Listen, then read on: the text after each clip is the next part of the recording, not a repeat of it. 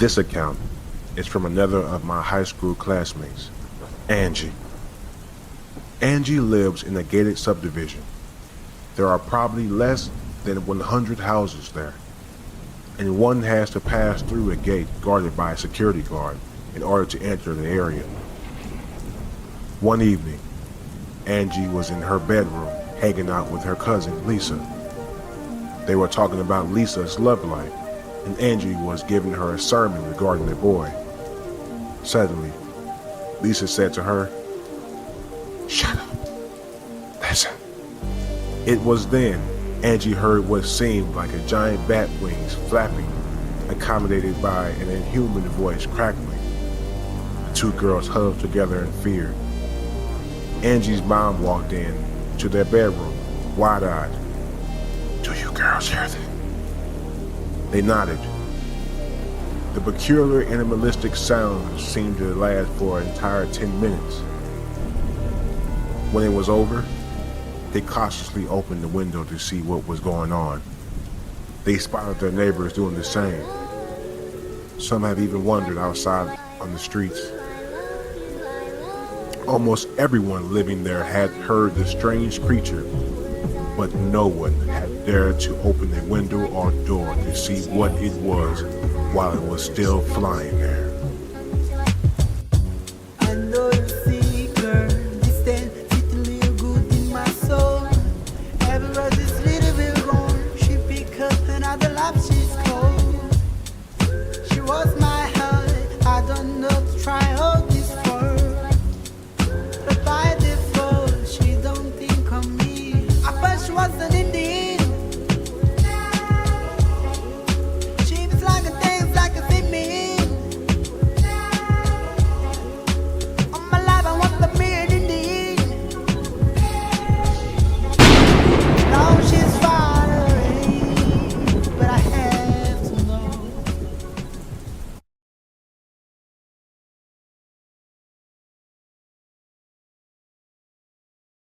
Reddit user Excrement Cranium wrote, "In high school, my friends and I were messing around with the Ouija board one night. We had done it before and nothing remarkable had ever happened. We usually did it to try and scare each other or our girlfriends. We all thought it was a joke. That night, there was no one else home except the 7 of us, and we were all together around the board. One of the girls there wanted to try it. She had never done it before. This time was different. The board misspelled some of the words the same way every time. It gave answers that seemed really historically accurate for our town. Things were neither knew or cared about. Long story short, the spirit claimed it was a 10-year-old boy who had died on the property in the 1800s and was buried there too, in an unmarked grave. My friend's house was on a farm in the edge of town. We were all a little freaked out because the boy had never been so detailed and consistent. However, we were still skeptical and we were all assuming one of us was just trying to scare the rest. Finally, my friend asked if the spirit could do something to prove he was there with us. It went to yes, and then it spelled out KNOCK.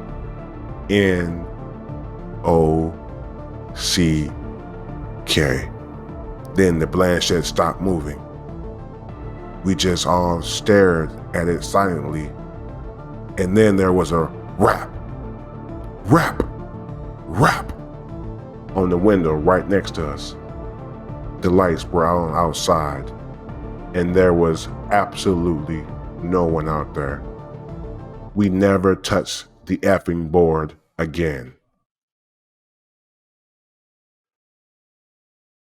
A Clockwork Orange style break-in.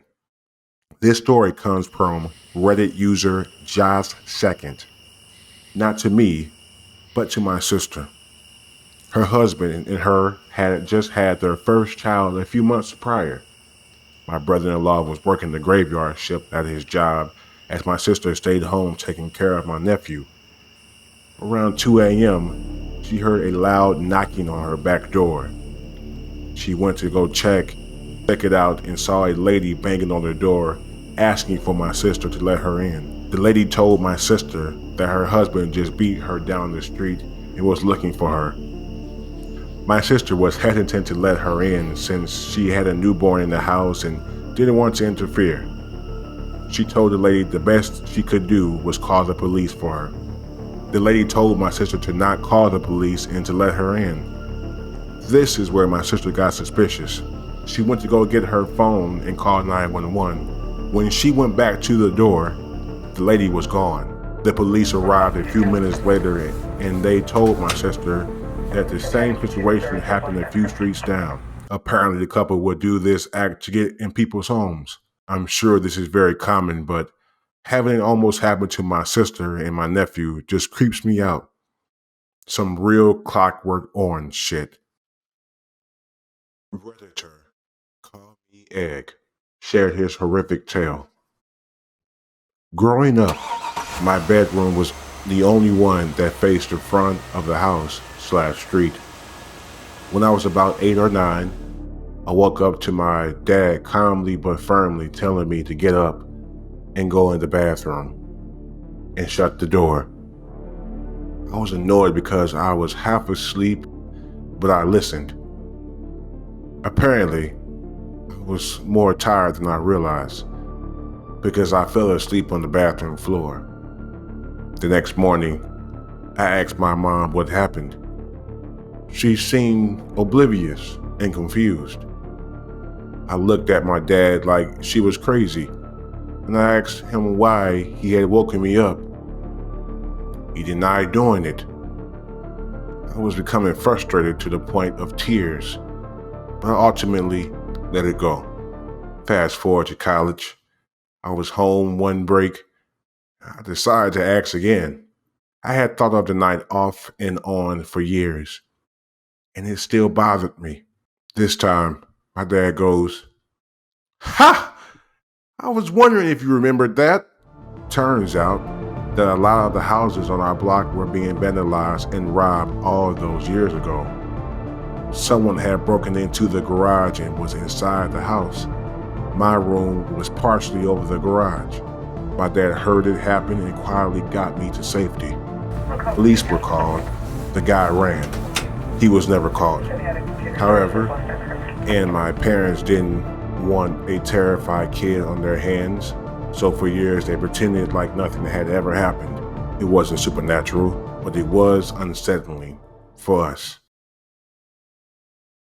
She heard it through the wall. This haunted story comes from Reddit user Goatbusters BM.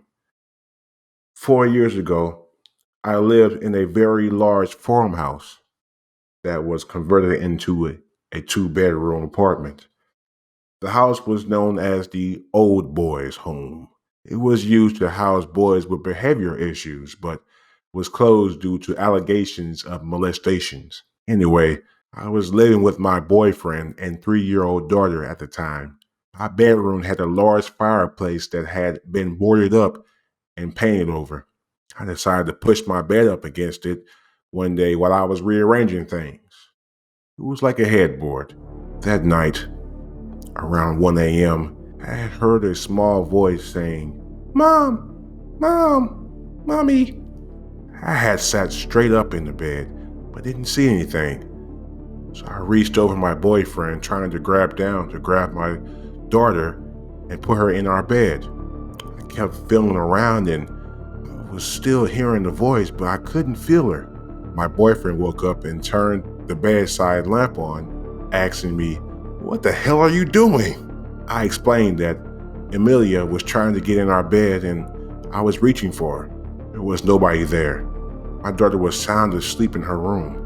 The next night came. Around 1 a.m. again, my dog had started whimpering at our door, so my boyfriend got up to take him outside. You know that feeling in a bed when someone lies down next to you, where the bed pushes in and there's a warmth in your back? I felt that, so I assumed my boyfriend had come back to bed. I rolled over. My boyfriend wasn't in the bed, and I felt the fucking bed release pressure.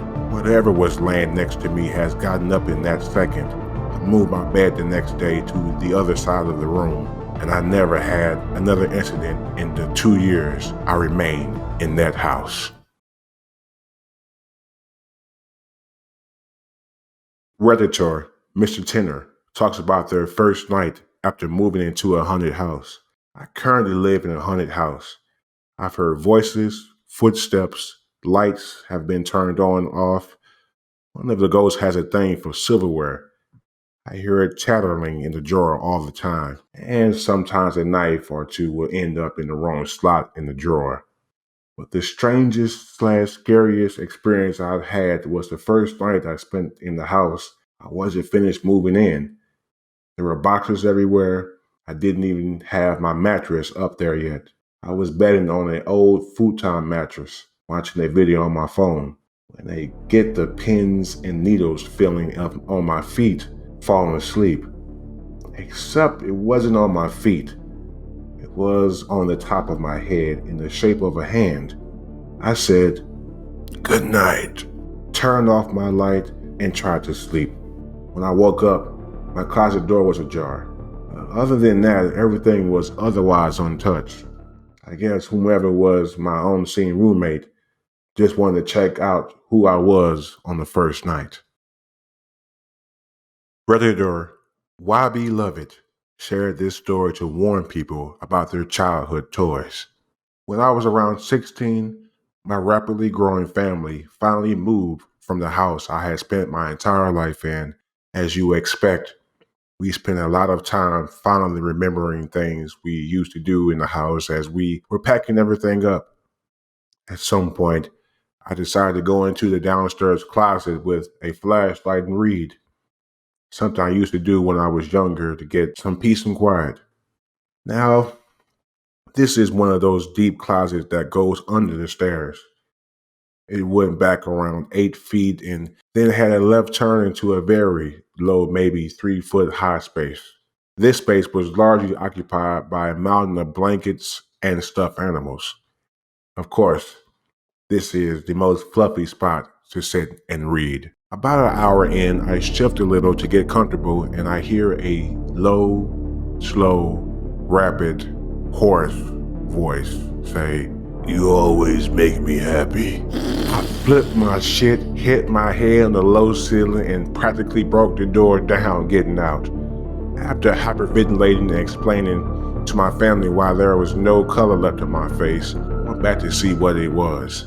It was my stuffed little bear from when I was 3 or 4 years old that I happened to lean on and just right to press his belly. When I pressed his stomach again, though, nothing. This poor bear I haven't played with since I was a toddler used the last of its power, used its dying breath to tell me I made it happy. You make me happy too, little bear.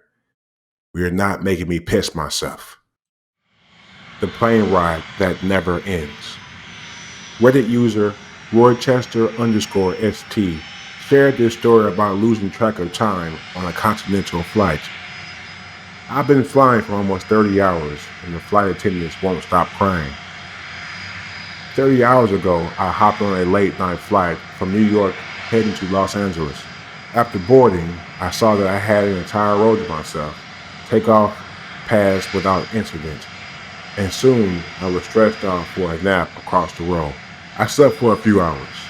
I don't know how long, but I woke up to some severe turbulence. It's possible that the lights in the cabin went out for a moment, but I was so disoriented that it's hard to say. I checked my phone to see that it was 4:03, which I figured it gave me about an hour until we landed. When I looked out my window, I was shocked to see nothing but wide open sea. My jaw dropped. There's obviously no oceans between New York and Los Angeles. I hit the button to call the flight attendant and spent the next few minutes wrecking my brain for a lake that could have been possibly been big enough to explain what I was seeing. I jumped when the attendant flipped off the light. She was grinning from ear to ear, and tears were pouring down her cheek. "How can I help you, sir?" she said. I froze for a moment at her reaction, before deciding to just ask my question. Where are we? Why does it look like we're flying over the ocean? She wiped her cheeks to clear the tears, still grinning widely. Sir, we'll be landing in about an hour. Okay. Thank you, I said. After she left, I checked the clock on my phone again. 4:03 a.m. blinked back at me. It hadn't changed. I had to have been waiting with my car light on for at least 5 minutes. How was it possible that it hadn't changed at all? I opened up my laptop and saw it was displaying 4:03 a.m. I pulled out my phone, started a stopwatch on the app, and spent the next 2 hours looking back and forth between the clocks, waiting for them to change. They never did. I tapped the shoulder of an older woman sitting in the row ahead of me. She looked back, an annoyed expression across her face. Yes? She asked. Do you know how long until we land? I asked. She narrowed her eyes. That flight attendant said it will be about another hour. I shook my head in confusion. That flight attendant?